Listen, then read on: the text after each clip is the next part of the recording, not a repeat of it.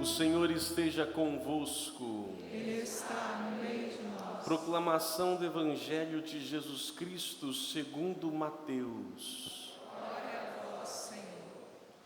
Naquele tempo disse Jesus a seus discípulos: Ficai atentos, para não praticar a vossa justiça na frente dos homens, só para serdes vistos por eles.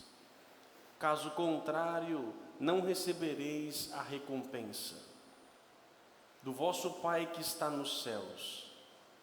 Por isso, quando deres esmola, não toques a trombeta diante de ti, como fazem os hipócritas nas sinagogas e nas ruas, para serem elogiados pelos homens. Em verdade vos digo, eles já receberam a sua recompensa. Ao contrário, quando deres esmola, que a tua mão esquerda não saiba o que faz a tua mão direita, de modo que a tua esmola fique oculta, e o teu Pai que vê o que está oculto te dará a recompensa. Quando orardes, não sejais como os hipócritas que gostam de rezar em pé nas sinagogas e nas esquinas das praças, para serem vistos pelos homens. Em verdade vos digo, eles já receberam a sua recompensa. Ao contrário, quando tu orares, entra no teu quarto, fecha a porta e reza ao teu Pai que está oculto, e o teu Pai que vê o que está escondido te dará a recompensa. Quando jejuardes, não fiqueis com o rosto triste como os hipócritas. Eles desfiguram o rosto para que os homens vejam que estão jejuando. Em verdade vos digo, eles já receberam a sua recompensa. Tu, porém, quando jejuares, perfuma a cabeça e lava o rosto, para que os homens não vejam que tu estás jejuando, mas somente teu Pai que está oculto. E o teu Pai que vê o que está escondido te dará a recompensa. Palavra da salvação. Glória a vós, Senhor. Que as palavras do Santo Evangelho perdoem os nossos pecados. Meus prezados irmãos aqui na igreja, você que nos acompanha pelas redes sociais, iniciamos mais um momento, um retiro quaresmal, um retiro popular, onde a igreja nos convida todos os anos a fazê-lo, como uma forma de penitência, de olhar para dentro de si, de um balanço espiritual e existencial. Há um tempo para cada coisa debaixo do céu. Tempo para amar, tempo para dançar, tempo para orar, tempo para estar diante do próprio Deus. E a Igreja Católica, nesses 2000 anos, todos os anos, convida os seus fiéis de cada geração a parar um pouco e a se dedicar um pouco mais o seu contato, a sua proximidade com Deus. Somos chamados a verificar, será que nós somos aquilo que Deus pensou para nós? Todo pai, toda mãe sonha algo para o seu filho. Assim também Deus sonha algo para nós. Será que nós estamos próximos daquilo que Deus, quando nos fez, e somos ou não? O que ainda devemos mudar? O que ainda devemos nos converter? Muita coisa. Ninguém está convertido. Nós estamos em processo de conversão. E a nossa conversão está para convertermos para Deus, não para os homens. Falar nisso, o Evangelho nos mostra uma relação, uma religião voltada para a aparência humana ou uma religião para o culto divino. Ou nós vivemos diante de Deus, ou vivemos diante dos homens. Ou queremos agradar os seres humanos, as pessoas que nos curtem, os nossos seguidores, ou queremos viver esta imagem, no momento que vivemos hoje, né? É a imagem, tudo nós publicizamos, ou queremos mostrar para as pessoas quem somos, o que fazemos, ou fazemos para Deus. Jesus questiona diretamente essa relação, onde os religiosos daquele tempo faziam as suas práticas para demonstrar para os outros, para mostrar para as pessoas. E ainda assim tem gente que vive de uma fé de aparência, como se pudesse esconder alguma coisa de Deus.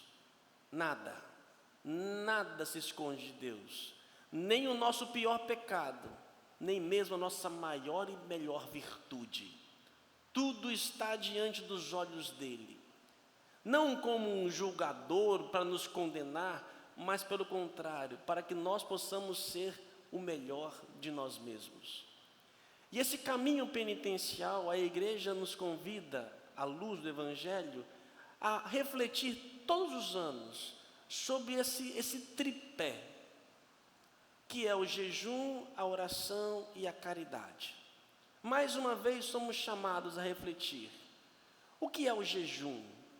Não é simplesmente abster-se de alguma comida um dia ou outro.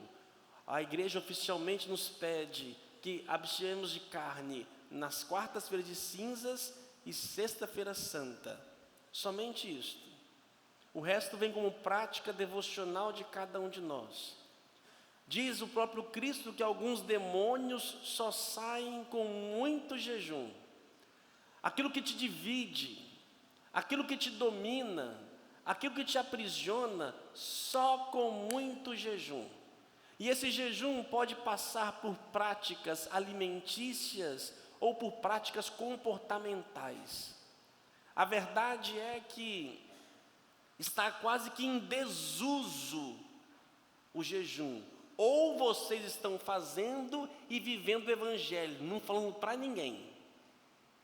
Ou estão fazendo segundo o Evangelho e ninguém está sabendo, ou, na verdade, não está acontecendo o jejum. O que é o jejuar?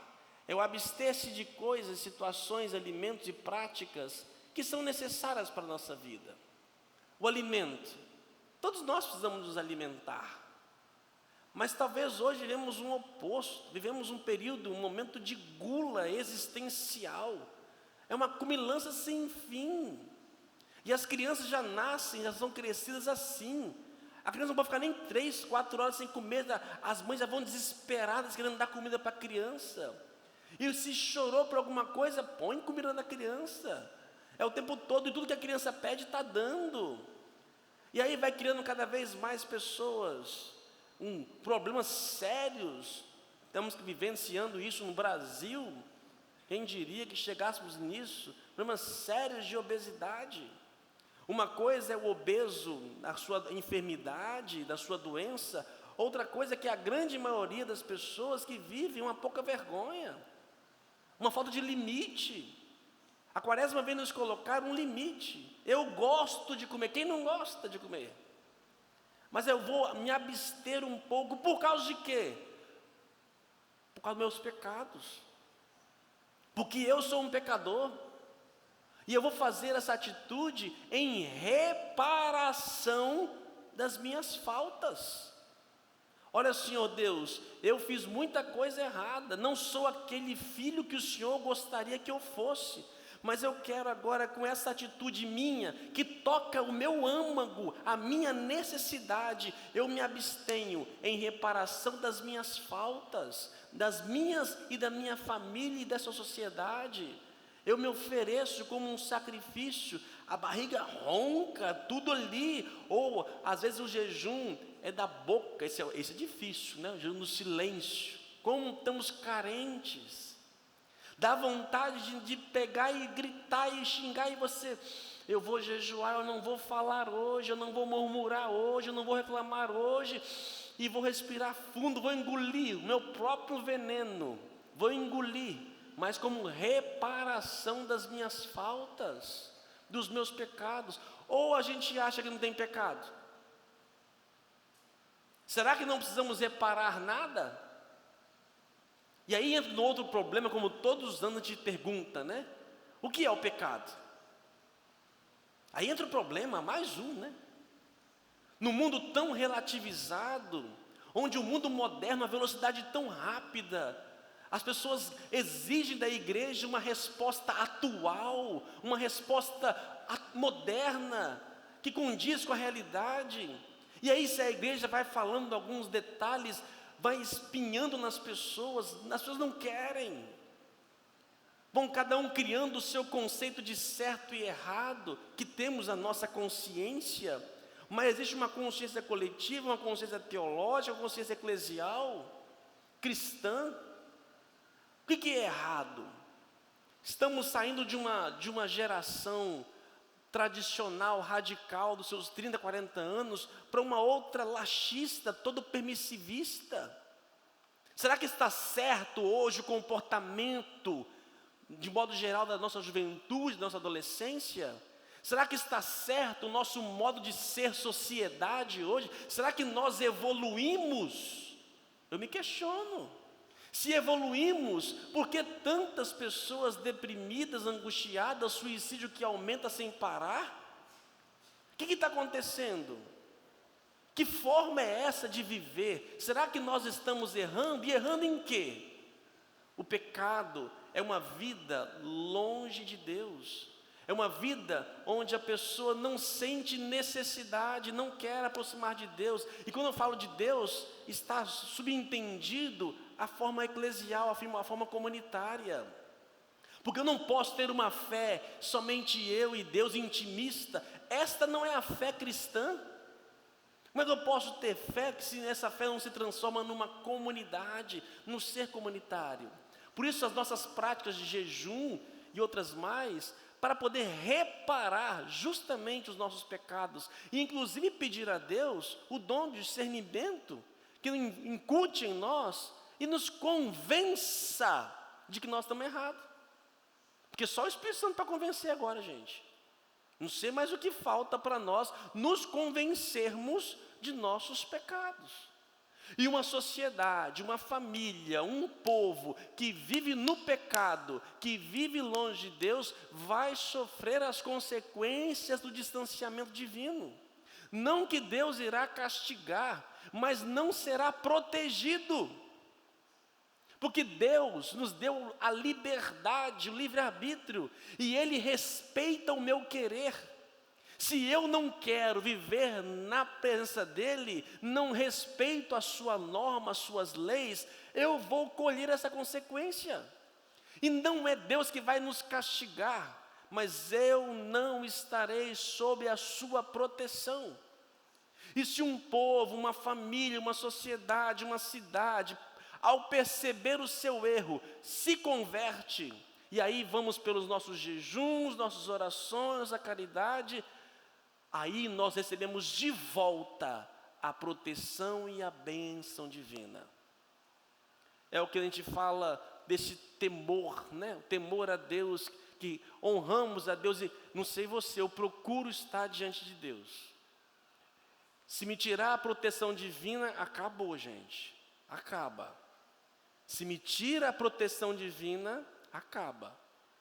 E eu peço a Deus, na minha limitação, que eu peço perdão pelos meus erros e do meu povo, a qual sou responsável. Senhor, tende misericórdia desse povo cabeça dura. Ô povo cabeça dura, que se fosse eu teria queimado uns 20 mil. Mas o Senhor é misericordioso, tende misericórdia. O jejum é isto, a oração, a caridade, a prática, aumentar nosso período, a nossa caridade. Caridade, meus irmãos, não se confunde em simplesmente dar um dinheirinho para um morador de rua, num sinal de trânsito oferecer uma comidinha, uma balinha. Isso não é caridade, isso é massagear o nosso ego.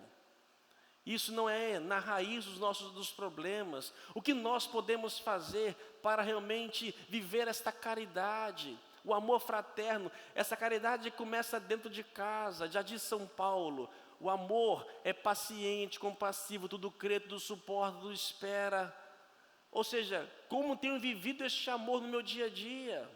Como tem sido o meu nível de paciência, que nesse período vamos ser mais caridosos, melhorando o meio ambiente em toda a vida, e buscar estar mais próximos dos mais pobres. Como eu posso ajudar? Talvez ali a pessoa mais pobre perto de você, talvez seja o seu funcionário, a sua empregada doméstica, talvez um parente, talvez alguém, um vizinho, que está mais pobre. Vamos nos preocupar, não simplesmente dar o nosso dinheiro, dar uma cesta básica, mas dar um pouco do nosso tempo. Dar tempo. Vou contar uma história aqui, embora não pede para não se publicizar as nossas ações, mas só para vocês terem uma ideia, também não estou jogando confete em cima de mim, pelo contrário. Um dia desse estava aí na praia, agora no carnaval, sentado aqui no quiosque, e aí de repente chegou um morador de rua pedindo uma comida, ele queria comer alguma coisa. Eu falei, filho, pede um salgado aí que a gente paga. Olha como é que a gente é, né? A gente quer se livrar da pessoa, né? A gente quer se livrar da pessoa. Eu pago ali um dinheirinho, dou uma comidinha para ele e pronto, fiz minha boa ação.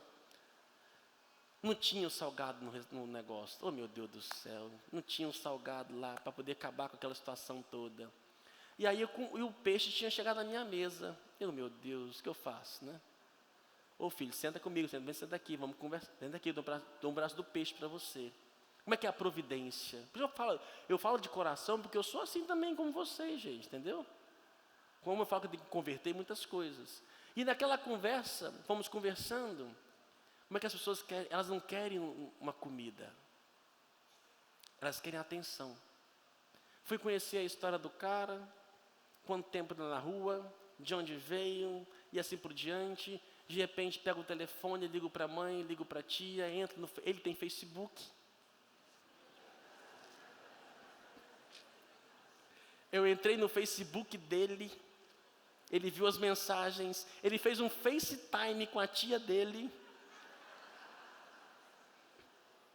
E ali ficamos ali uns 40 a 1 hora, conversando e partilhando. Como exemplo que tocou a mim, que às vezes também eu faço mais fácil, é doar mais rápido ali, mas isso não envolve-nos. Desde aquele dia, aquele rapaz faz parte da minha história e eu da história dele. Aí quando ele perguntou, você é o quê? Trabalha com o quê? Eu sou padre. Aquele homem lá quase chorou. São formas como essas e outras tantas que vocês também fazem no dia a dia de vocês, que não precisa também publicar não, gente, mas que a gente está ali, porque Deus vê, e diz a palavra, que a caridade repara muitos pecados, a caridade repara muitos pecados. Agora, se você fazer a caridade com a intenção de reparar pecado, acabou, já não é caridade. Porque caridade você faz sem esperar nada em troca. Se você faz com a intenção, eu vou fazer caridade para que Deus possa me perdoar, acabou, filho, está pecando aí já. Por fim, a oração, jejum, oração e caridade. A oração, eu tenho cada vez mais convicção disso, que o nosso povo cristão, eu vou falar agora no nível de Brasil, nosso povo cristão não sabe rezar. Rezar ou orar, como vocês quiserem, não muda nada, gente. Nosso povo não sabe rezar. Viemos para as igrejas, seja qual elas forem, e ali queremos ser amassageados no nosso ego, queremos sentir alguma coisa, queremos cantar, queremos que arrepie o cabelo da unha, que fique bom, que fique gostoso. Aí sim. Isso, meus irmãos, isso não é oração. Isso é uma terapia existencial, espiritual. Oração é diálogo. Somos tão barulhentos. Desde quando nós chegamos aos nossos cultos, culto ou missa, é uma barulheira sem fim. E eu falo às vezes interno, gente. Um barulho interno, que não consegue parar. O olho não para, não consegue fechar, não consegue silenciar. Por isso intensifique um pouco esse período das orações. Não precisa fazer muita coisa não, gente. Faz um pouquinho, para uns 10, 15 minutinhos por dia, para orar no seu silêncio. Se puder, venha à igreja no Santíssimo. Se puder, além de domingo, venha um dia mais na semana, na celebração da missa. Vá à Via Sacra às 5h30 da manhã, que vamos recomeçar. Faça um pouco mais. Isto vai reparar os nossos pecados e nos aproximar de Deus. E eu termino dizendo que no Brasil, a igreja no Brasil, a CNBB, há muitos anos vem promovendo a campanha da fraternidade. E que nesse ano tem como bandeira fraternidade e políticas públicas. É um tema muito vasto, muito amplo, concordo com vocês. Mas o Papa Francisco escreveu uma carta aos bispos no Brasil da seguinte maneira: muito embora aquilo que se entende por política pública seja primordialmente uma responsabilidade do Estado, cuja finalidade é garantir o bem comum dos cidadãos, todas as pessoas e instituições devem se sentir protagonistas das iniciativas e ações que promovam o conjunto das condições de vida social que permitem aos indivíduos, famílias e associações alcançar mais plena e facilmente a própria perfeição. Políticas públicas, aquilo que é para o público, aquilo que é necessário na saúde, na vida, na cidadania, aquilo que é básico. Temos muitas coisas a progredir. E nós, modo especial, vocês leigos, que estão no mundo, mas não são do mundo, que estão nas instâncias, são chamados a ser sal da terra e luz do mundo, para fomentar questões para a melhoria pública, e não somente para o eu, mas buscar cada vez mais o nós. Que nossas práticas devocionais neste período possa agradar a Deus e chegar ao seu coração, e com isso nos convertermos um pouquinho mais neste ano. Louvado seja o nosso Senhor Jesus Cristo.